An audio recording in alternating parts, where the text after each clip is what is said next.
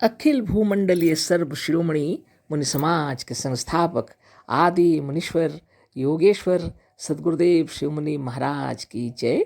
उपस्थित मुनि वृंद, साधु सज्जन वृंद, संत वृंद, साधक वृंद, आध्यात्म ज्ञान के जिज्ञासुओं और प्रेमियों, सभी श्रोता वृंद, आप सबको मेरा कोटिशः नमन, सप्रेम जय जीव।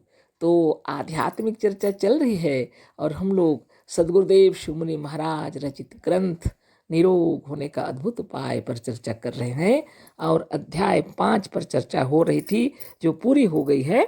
और आज हम लोग अध्याय 6 पर विचार करेंगे। सदगुरुदेव लिखे हैं, इसका शीर्षक है ईश्वर और रोग, है ना। इस पर ही चर्चा करेंगे।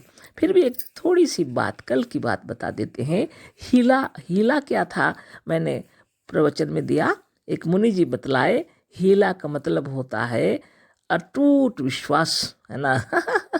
तो वो भी आप सबको बता दे रहे हैं कि हीला का मतलब होता है अटूट विश्वास। और यही सदगुरुदेव बतलाए हैं और वो तो हम लोग पढ़ लिए थे कल। आज हम लोग पढ़ेंगे कि मतलब ईश्वर और रोग, है ना। तो 100 में 99 के विचार से संसार को ईश्वर ने उत्पन्न किया है और ईश्वर परम पवित्र, निरामय, निरोग, निर्विकार, निर्लेप और निरंजन है।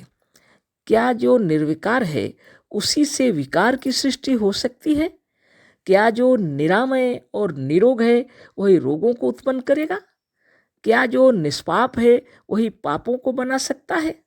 क्या जो आनंद स्वरूप, आनंद कंद और सच्चिदानंद है वही दुख, क्लेश और विपत्ति की सृष्टि कर सकता है? कभी नहीं। परमानंद सच्चिदानंद परमात्मा जो निरामय, निर्विकार और निष्कलंक है, वह कभी पाप, दोष, रोग और दुख नहीं बना सकता। रोग उत्पन्न ही नहीं हुए, रोगों की सृष्टि ही नहीं हुई, रोगों को ईश्वर ने बनाया ही नहीं। रोगों को यदि ईश्वर ने नहीं बनाया तो बिना उसकी आज्ञा के कौन सी ऐसी दूसरी शक्ति या पुरुष है जिसने रोगों को बनाकर ईश्वर की बनाई हुई सृष्टि में रखा? हाँ, उस जगह पर जहाँ ईश्वर ना रहा हो, कोई उसका शत्रु संभव है रोगों को बनाकर रख गया हो। पर क्या संसार में कोई ऐसी जगह है जहाँ वह सच्चिदानंद, निर्विकार ईश्वर नहीं है? क्या किसी प्रभावशाली, बलवान, प्रतापी, प्रजाप्रिय और दयावान सम्राट के सामने उसकी प्रजा को एक डाकू लूट सकता है? यदि एक सम्राट के सामने चोर, डाकू उसकी प्रजा को दुख नहीं दे सकते, तो दीन बंधु, कृपा सिंधु, दया सागर और सर्वशक्तिमान भगवान के होते हुए और देखते हुए उनकी सृष्टि के भीतर उन्हीं के पुत्रों के पास दूसरा कौन ऐसा हो सकता है जो रोगों को बनाकर यहाँ इस संसार में छोड़ जाता है? एक कर्तव्य प्राण मामूली पुलिस के सामने उसकी शक्ति भर दुखदाई घटना घटने नहीं पाती, तो परम दयालु, सर्वव्यापक और सर्वशक्तिमान ईश्वर के सामने दुखदायिनी घटनाएं कैसे घट सकती हैं? अतः रोग वास्तव में नहीं है, नहीं बने, इनकी सृष्टि ही नहीं हुई। ईश्वर ने रोगों और दुखों को बनाया ही नहीं। रोगों की कल्पना करने वाले और कल्पना से ही रोगों को बनाकर लोगों के हृदय में रखने वाले वैद्य, हकीम और डॉक्टर हैं, अथवा हम स्वयं अपने अशुभ, व्यर्थ और असत्य विचारों, कल्पनाओं और भावनाओं से रोगों को बना लेते हैं। सदगुरुदेव शिव मुनि महाराज की जय। अब इस पर हम लोग चर्चा करते हैं, है ना। बहुत बड़ी बात है वाकई में। इस विश्व में, इस सकल सृष्टि में सदगुरुदेव कह रहे हैं 100 में 99 के विचार, है ना। वो 100 में 99 ऐसे लोग विचार रखते हैं जो यह कहते हैं कि संसार को ईश्वर ने उत्पन्न किया है। तो सब कोई नहीं, लेकिन संसार में 99 प्रतिशत लोग ऐसे हैं जो यह ऐसा बताते हैं कि ईश्वर को बताते हैं कि संसार के सृष्टिकर्ता यानी संसार को ईश्वर ने उत्पन्न किया है। अब सदगुरुदेव प्रश्न पूछ रहे हैं, ईश्वर तो परम पवित्र है, निरामय है, निरोग है, निर्विकार है, निर्लेप है, निरंजन है, तो क्या जो निर्विकार है उसी से विकार की सृष्टि हो सकती है? जो बिल्कुल निर्विकार है, कोई विकार उसके अंदर है ही नहीं, फिर विकार की सृष्टि कैसे होगी? ये तो प्रश्न है ना। अवश्य नहीं होगी। जो निर्विकार है, जिसमें विकार ही नहीं है, वहां से विकार कैसे उत्पन्न होगा?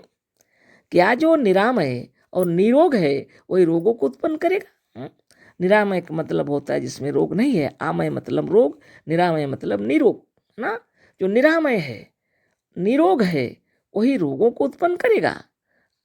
कैसे हो सकता है? सदगुरुदेव प्रश्न पूछ रहे हैं सदगुरुदेव। क्या जो निष्पाप है वही पापों को बना सकता है? विचित्र बात है, जिसमें कोई पाप नहीं, कलंक नहीं, जो निष्पाप है वह पापों को बना सकता है क्या? क्या जो आनंद स्वरूप, आनंद कंद और सच्चिदानंद है वही दुख, क्लेश और विपत्ति की सृष्टि कर सकता है? गुरुदेव पूछ रहे हैं। स्वयं भी उत्तर दे रहे हैं, कभी नहीं, है ना। कैसे हो सकता है? ऐसा हो ही नहीं सकता है।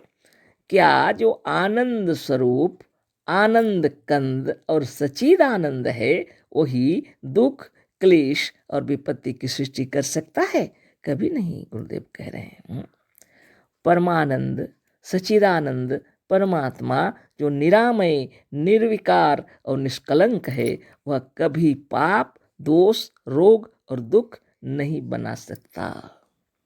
प्रमाणित है ना। रोग उत्पन्न ही नहीं हुए। इतनी सारी बातें करके सद्गुरुदेव हम लोग को समझा रहे हैं, रोग उत्पन्न ही नहीं हुए, रोगों की सृष्टि ही नहीं हुई, रोगों को ईश्वर ने बनाया ही नहीं। अब विचारणीय बात यह है कि सद्गुरुदेव तो आत्मा को ईश्वर मानते हैं, लेकिन फिर भी इतने खूबसूरत तरीके से उन सभी को बोल रहे हैं जो संसार को ईश्वर का बनाया हुआ कहते हैं, संसार को ईश्वर ने उत्पन्न किया कहते हैं, उनसे भी यह बात कह रहे हैं गुरुदेव। तो आप उसको परम पवित्र मानते हैं, निरामय निरोग मानते हैं, निर्लेप और निर्विकार मानते हैं, तो उनसे विकार कैसे उत्पन्न होगा? अभी अभी हमने बातें की गुरुदेव की बातों को लेकर, है ना। तो बहुत बड़ी बात है। परमानंद जो है, सच्चिदानंद जो है, परमात्मा जो है, निरामय, निर्विकार, निष्कलंक जो है, वह कभी भी पाप, दोष, रोग को उत्पन्न कर ही नहीं सकता, दुख नहीं बना सकता। इतना कुछ कह के सदगुरुदेव की ये बातों को सुनिए, और उन्होंने प्रमाणित किया वास्तव में रोग उत्पन्न ही नहीं हुए।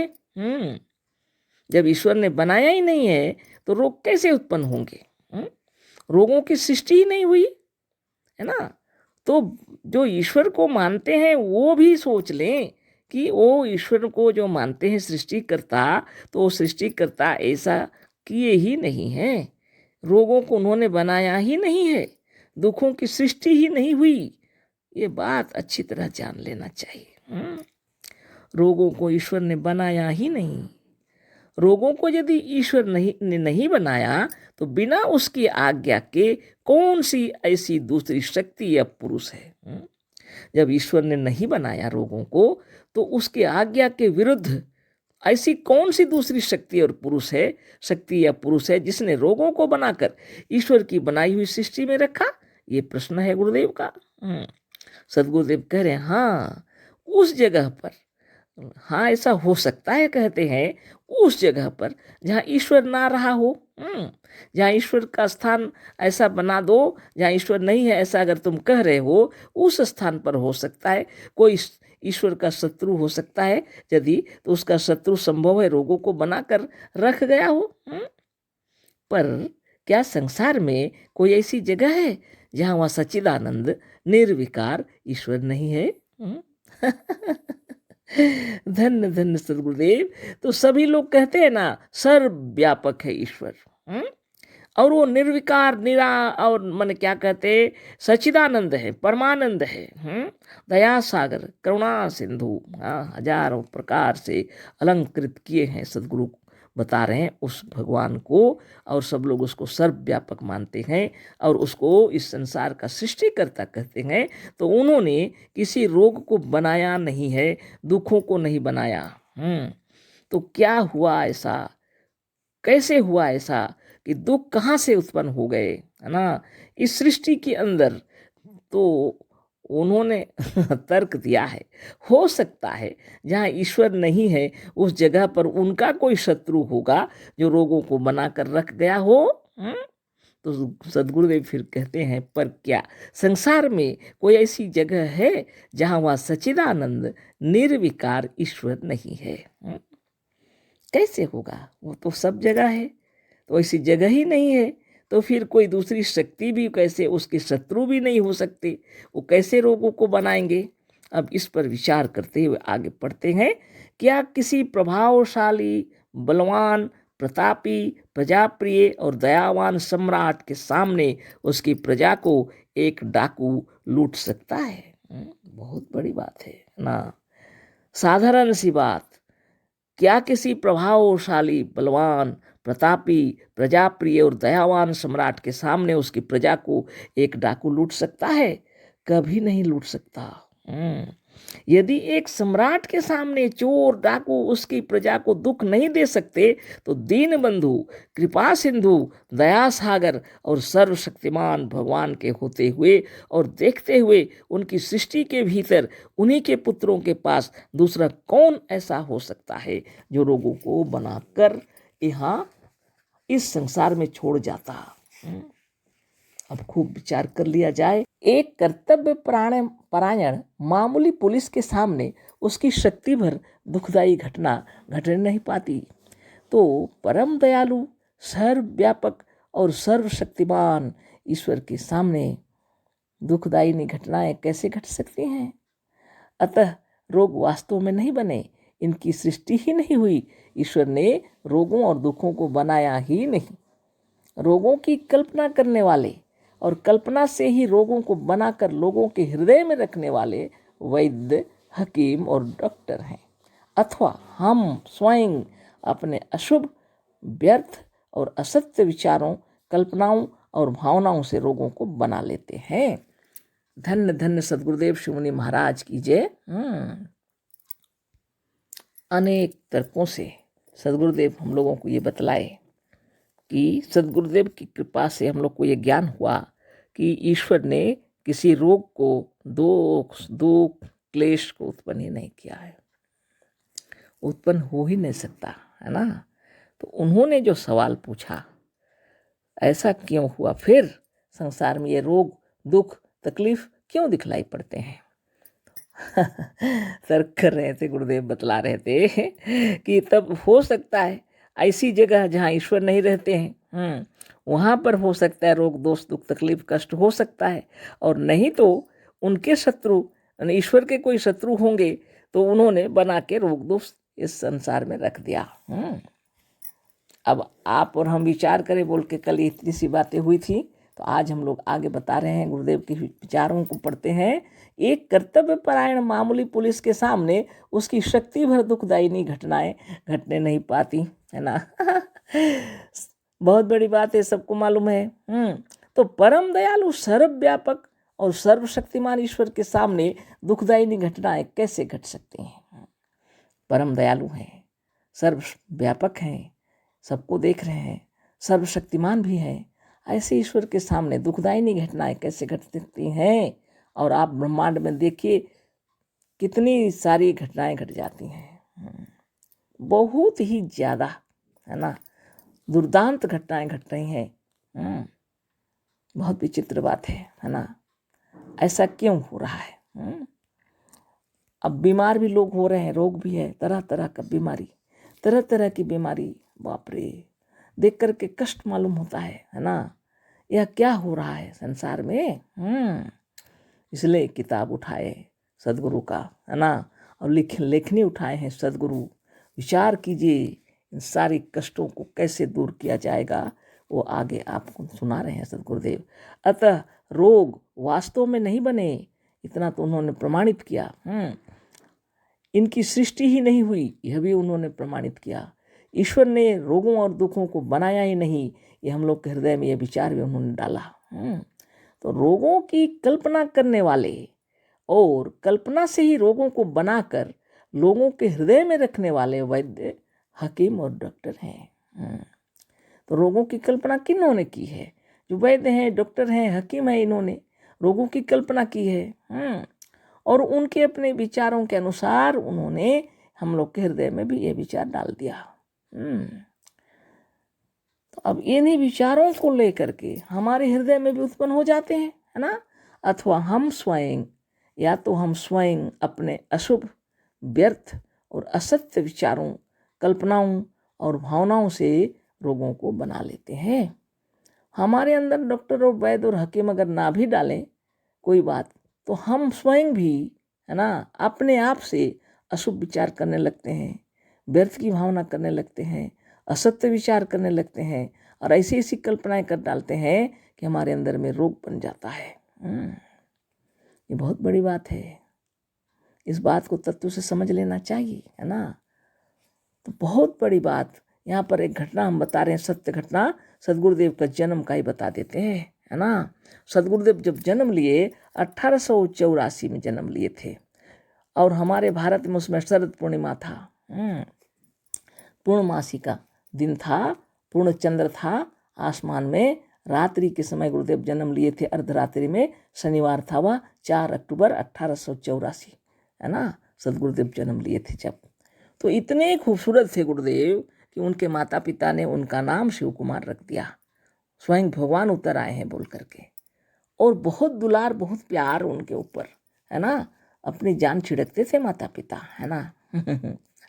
तो बच्चे जब बड़े होने लगते हैं, शरीर में जो परिवर्तन होने लगता है, तो उसको हम लोग बीमारी समझ लेते हैं।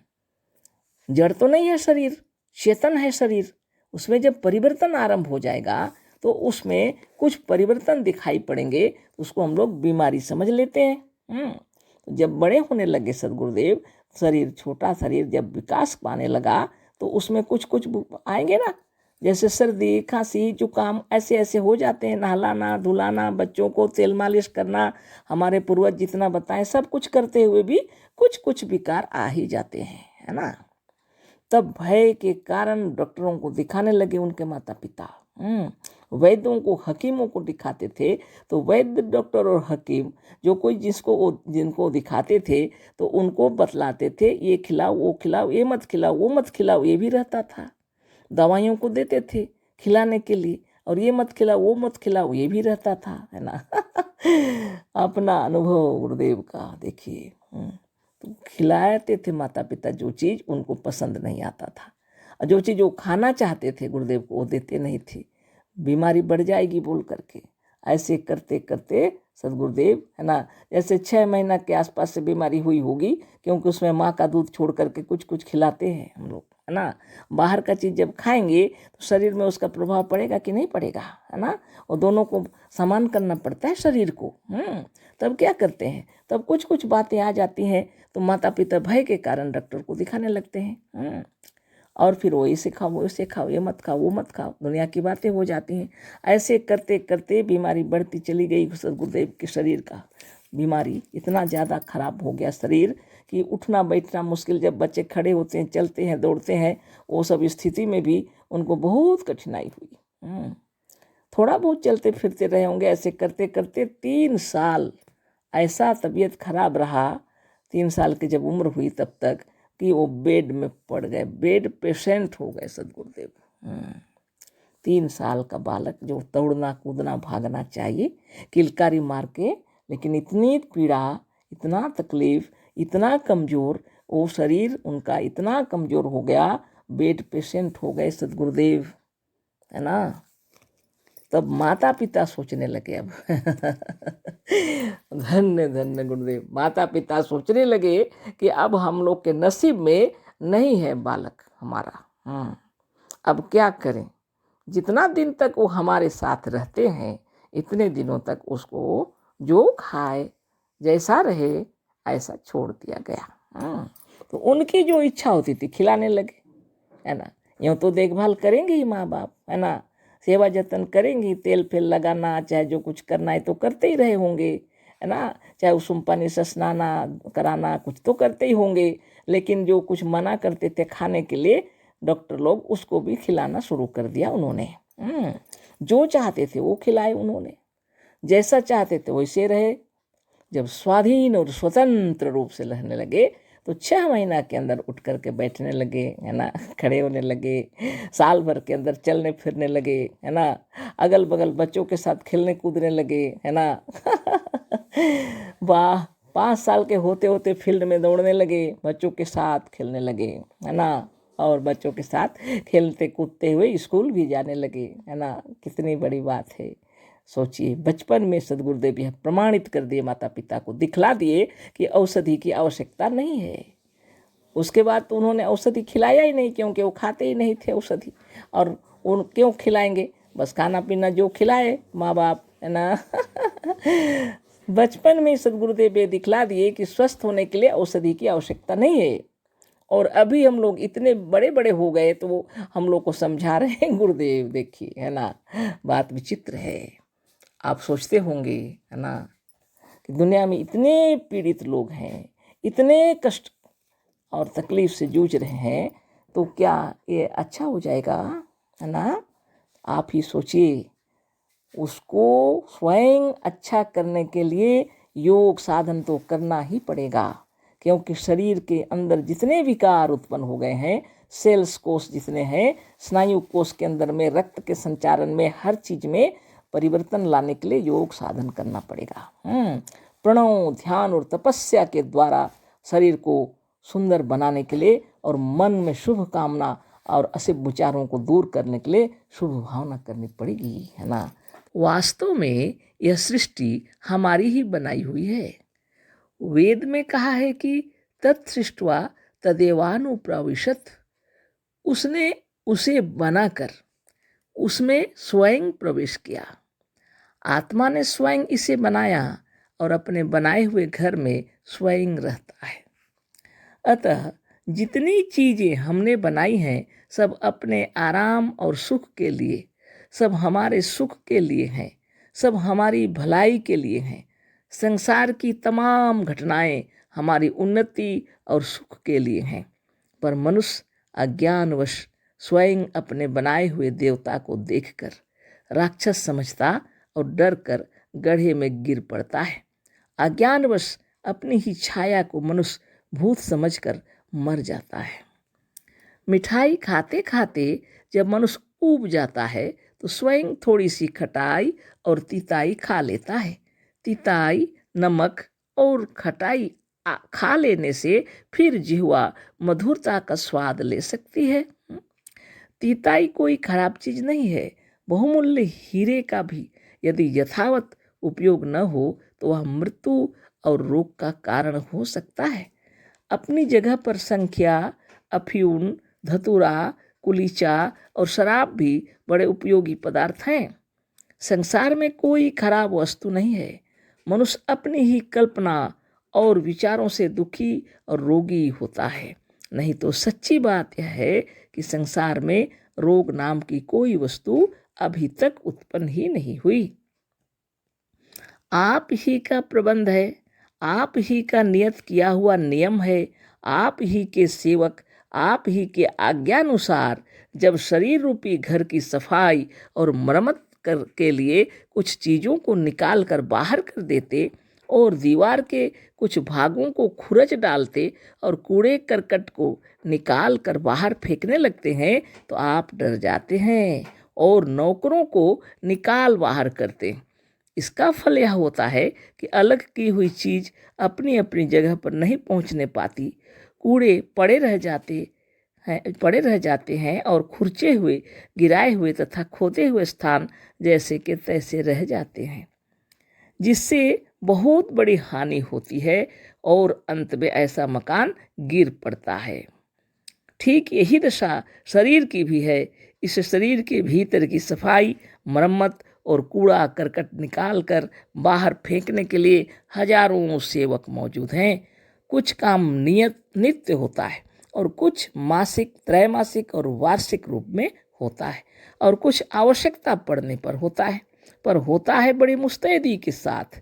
इस शरीर के छोटे छोटे सेवक तो लाखों नहीं अरबों हैं। जहाँ आवश्यकता हुई उनकी सेना वहाँ पहुँच जाती है। मरम्मत के समय यह भी कहीं खुरच देते हैं, कहीं खोदते हैं, कहीं काटते हैं और गिरा देते हैं। बस मनुष्य डर जाता है, लगता है दवा करने। दवा इन सफाई करने वाले नौकरों की सहायता नहीं करती, किंतु उनके कार्यों में अड़चन डालती है। कितने नौकरों को भी औषधियाँ निकाल देती है और मार डालती हैं। इसका फल यह होता है कि मनुष्य सचमुच रोगी हो जाता है और कभी कभी इस अड़चन से मर भी जाता है। इन सब बातों पर विचार करने से मालूम होगा कि रोगों की सृष्टि अज्ञानवश कल्पना के भीतर हुई है। वास्तव में रोग उत्पन्न ही नहीं हुए। संसार में रोग नाम की कोई वस्तु कहीं नहीं है। जो वस्तु वास्तव में नहीं है, उसी से डर कर, उसी की भावना करके मनुष्य दुखी हो रहा है। रोगों से डरना छोड़ दो। जिससे मनुष्य डरता है वही वस्तु दिमाग के भीतर जड़ जमा लेती है। दिमाग के भीतर आ जाने से मनुष्य उसी का बार बार ध्यान करता है और जिसका मनुष्य ध्यान करता है वही वह हो जाता है। अतः रोगों को दिमाग और मन से निकाल डालो। इस भूत से डरना छोड़ दो। रोग को ईश्वर नहीं बना सकता, अतः वह कहीं नहीं है, वह बना ही नहीं।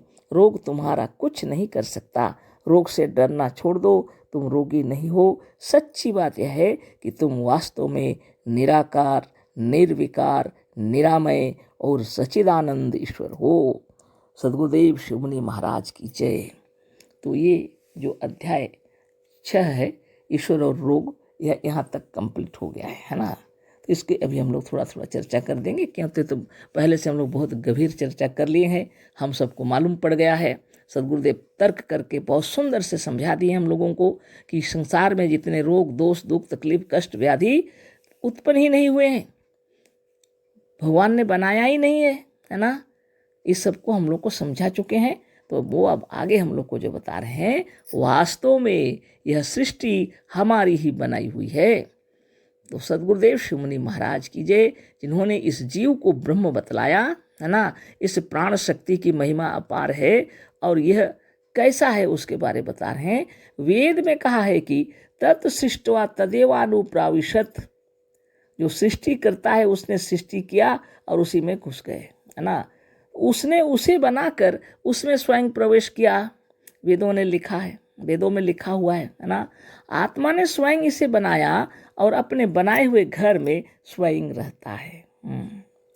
ये जो शरीर है किसने बनाया? आत्मदेव ने बनाया और इसमें वह स्वयं रहता है। अतः जितनी चीजें हमने बनाई हैं सब अपने आराम और सुख के लिए।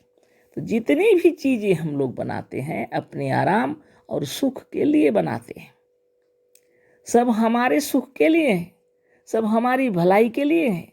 संसार की तमाम घटनाएं हमारी उन्नति और सुख के लिए हैं। पर मनुष्य अज्ञानवश स्वयं अपने बनाए हुए देवता को देखकर राक्षस समझता और डर कर गड्ढे में गिर पड़ता है। अज्ञानवश अपनी ही छाया को मनुष्य भूत समझकर मर जाता है। अज्ञान के कारण हम लोग परेशान हो रहे हैं। अब सब चीज घर में जितनी चीजें हैं, छुरी चक्कू, है ना, किस लिए? सब्जियां, फल, ये सब काटने के लिए आवश्यकता पड़ती है कि नहीं पड़ती है? लेकिन अगर बेध्यान कर जाए और अगर कहीं चलते फिरते पैर कट जाए, वैसा रखेंगे छुरी चक्कू कुछ भी, तो गलती किसकी है? सब अज्ञान है और सब असावधानी है, मना ये सब हो जाता है गड़बड़। अब मिठाई खाते खाते मनुष्य जब ऊब जाता है तो स्वयं थोड़ी सी खटाई जरूर खाएगा, तीताई भी खाएगा। तीताई, नमक और खटाई ये सब लेने के बाद अब इच्छा होगी और थोड़ा मीठा भी खा ले। तो किसने बनाया? सब खटाई, तीताई, मिठाई, नमक, मिर्च सब हमने बनाए हैं, है ना। हमारी आवश्यकता है। खाना पीना जो बनाते हैं वो ऐसे सुंदर से इनको मिलाकर बनाते हैं कि हम लोग आनंद विभोर होकर खाते हैं। तो ये सब चीज़ें खराब है क्या? अच्छी हैं समय अनुसार, है ना। छोटा नन्हा बालक वो मिर्च खाएगा क्या? नहीं खाएगा, है ना।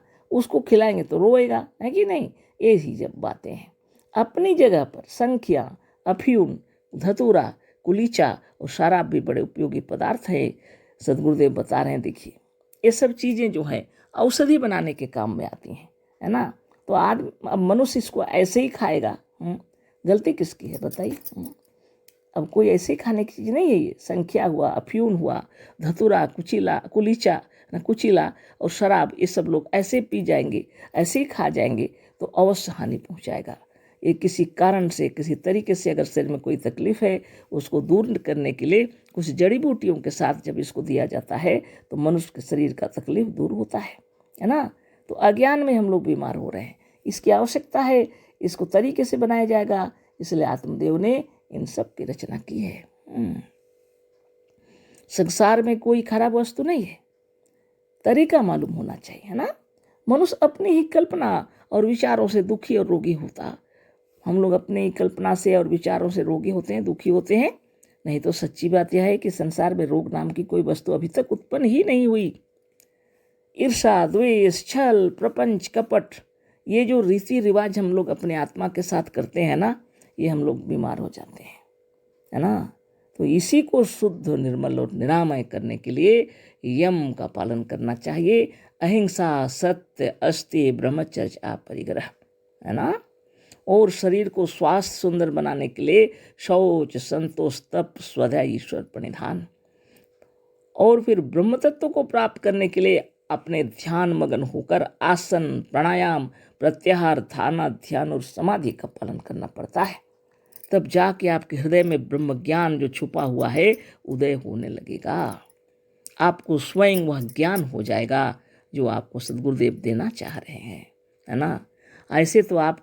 ऐसे तो साधारणतः किसी को यह मालूम नहीं होगा कि यह भावना करने से बीमारी छूट जाती है, लेकिन जो करेंगे तो मालूम हो जाएगा कि बाप रे बाप, अद्वितीय, है ना।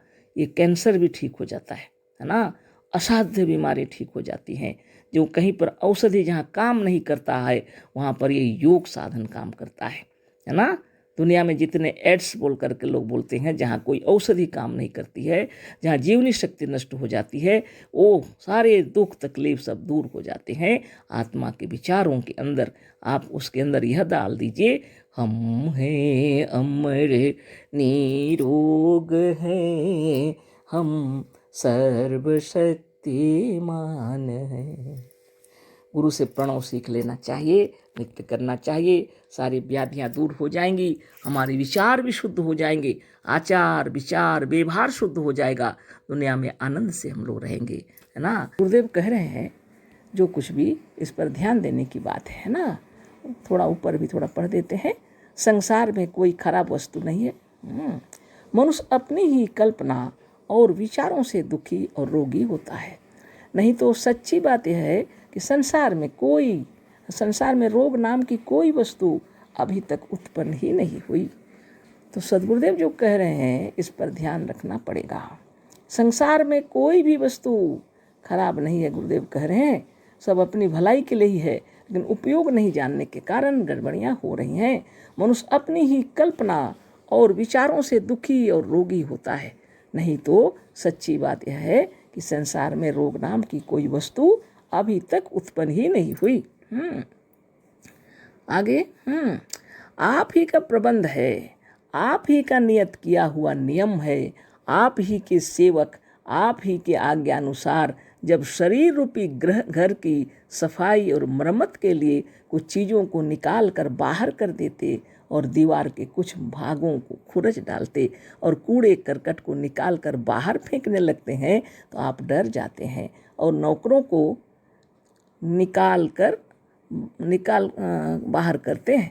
इसका फल यह होता है कि अलग की हुई चीज़ें अपनी अपनी जगह पर नहीं पहुंच पाती, कूड़े पड़े रह जाते हैं, खुरचे हुए, गिराए हुए तथा खोदे हुए स्थान जैसे के तैसे रह जाते हैं, जिससे बहुत बड़ी हानि होती है और अंत में ऐसा मकान गिर पड़ता है। तो प्रकृति का जो प्रबंध है शरीर के अंदर आपका ही नियत किया हुआ है, बतला रहे हैं। किसने बनाया इस शरीर को? आपने बनाया। शरीर की रक्षा के लिए आपने जो नियम किए हैं वो कार्य कर रहा है आपके ही विचारों के अनुरूप। तो एक कार्य हो रहा है ज्ञात शक्ति से और एक कार्य हो रहा है अज्ञात शक्ति से। आपने आदेश दे दिया है, प्रकृति शरीर के अंदर कार्य कर रही है आपकी इच्छा के अनुसार, लेकिन आप अभी नहीं जानते और इधर भयभीत हो जाते हैं। प्रबंध तो आप ही का है, आपका ही नियत किया हुआ नियम है। आप ही के सेवक शरीर के अंदर में आपकी आज्ञा अनुसार शरीर की सफाई कर रहे हैं और मरम्मत भी कर रहे हैं, है ना। तो सफाई करते समय कभी कूड़े कचरे जो हैं बाहर फेंक देते हैं, कभी वो दीवार को थोड़ा खुरच देते हैं ताकि वह साफ सुथरा और अच्छा कर पाए।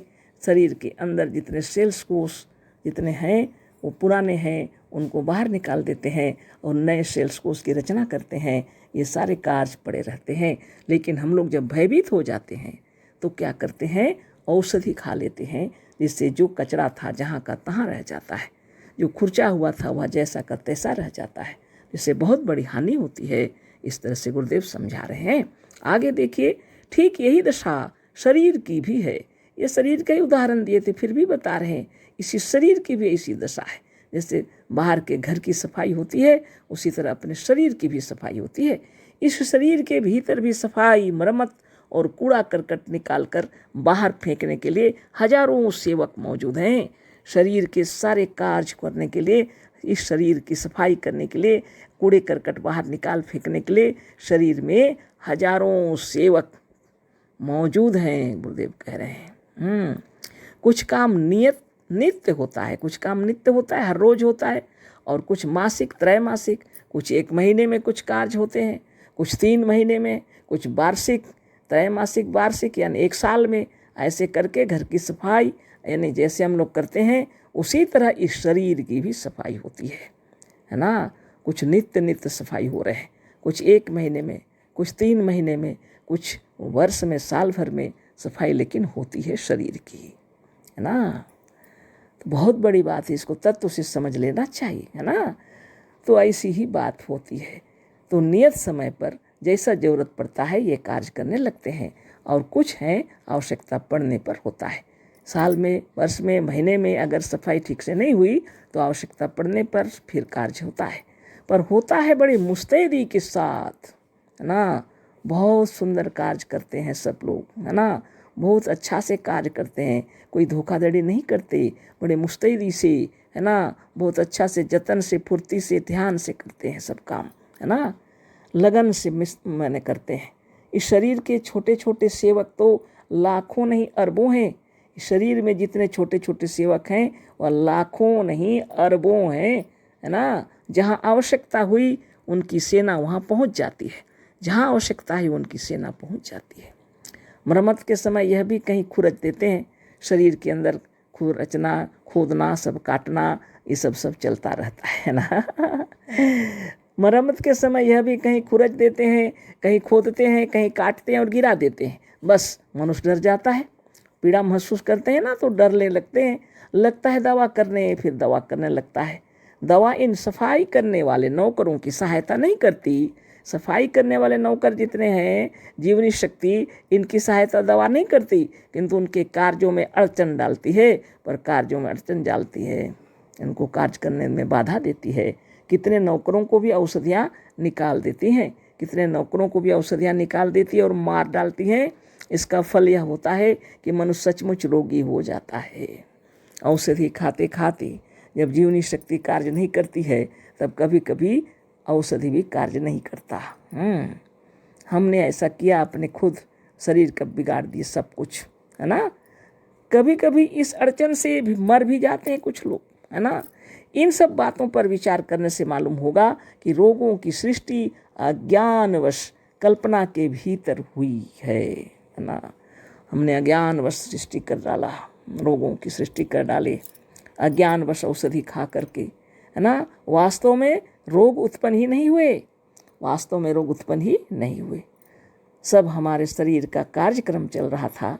थोड़ा सावधानी, थोड़ा एक्सरसाइज, ये सब कर लेने से अच्छे भोजन के साथ अपने आप निरोग हो जाएंगे। लेकिन यह ज्ञान नहीं होने के कारण हम लोग औषधि खा करके शरीर को वैसा का वैसे ही छोड़ देते हैं। विकार का जहाँ का तहाँ रह जाता है, शरीर में खराबी उत्पन्न हो जाती है। संसार में रोग नाम की कोई वस्तु कहीं नहीं है। जो वस्तु वास्तव में नहीं है उसी से डर कर, उसी की भावना करके मनुष्य दुखी हो रहा है। जो वस्तु वास्तव में नहीं है उसी को डर रहा है, भावना कर रहा है, बीमार हो रहा है, दुखी हो रहा है मनुष्य, है ना। रोगों से डरना छोड़ दो। जिससे मनुष्य डरता है वही वस्तु दिमाग के भीतर जड़ जमा लेती है। सदगुरुदेव कह रहे हैं रोगों से डरना छोड़ दो, रोगों से डरना। जिससे मनुष्य डरता है वही वस्तु दिमाग के भीतर जड़ जमा लेती है। जब आप सोचने लगेंगे कि हमारे शरीर की सफाई हो रही है तो डर नहीं रहेगा। लेकिन आप यदि सोच रहे हैं हमारे अंदर कौन सी बीमारी हो गई, कोई खतरनाक रोग पकड़ लिया, तो समझ लीजिए उसी तरह कार्य होने लगेगा। इसलिए सद्गुरुदेव कह रहे हैं रोगों से डरना छोड़ दो। जिससे मनुष्य डरता है वही वस्तु दिमाग के भीतर जड़ जमा लेती है। दिमाग के भीतर आ जाने से मनुष्य उसी का बार बार ध्यान करता है, और जिसका मनुष्य ध्यान करता है वही वह हो जाता है। अतः रोग को दिमाग और मन से निकाल डालो। इस भूत से डरना छोड़ दो। रोग को ईश्वर नहीं बना सकता, अतः वह कहीं नहीं है, वह बना ही नहीं। रोग तुम्हारा कुछ नहीं कर सकता। रोग से डरना छोड़ दो, तुम रोगी नहीं हो। सच्ची बात यह है कि तुम वास्तव में निराकार, निर्विकार, निरामय और सच्चिदानंद ईश्वर हो। संसार में अनेक भोज्य पदार्थ हैं भोजन करने के लिए, है ना। बहुत तरह के फल, है ना, साग सब्जी, है ना, कंदमूल, है ना। इन्हीं को समय अनुसार अच्छा से खा लेने पर शरीर स्वस्थ हो जाता है।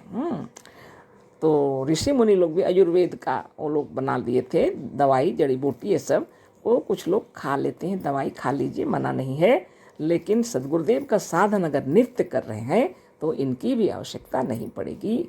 आप निरंतर स्वस्थ और निरोग रहेंगे, है ना। तो जितने प्रकार की औषधियाँ जो तैयार हुई हैं, जड़ी बूटियों को सुखा करके पाउडर करके अनेक तरह से बनाया जाता है। और भोजन की चीज़ों को भी सुरक्षित रखने के लिए कोई सुखा के रखते हैं, तो कोई अचार बना के रखते हैं, तो कुछ पाउडर करके रखते हैं। तो यह अगर अच्छे तरीके से रखा हुआ है तो आप उसको खा सकते हैं।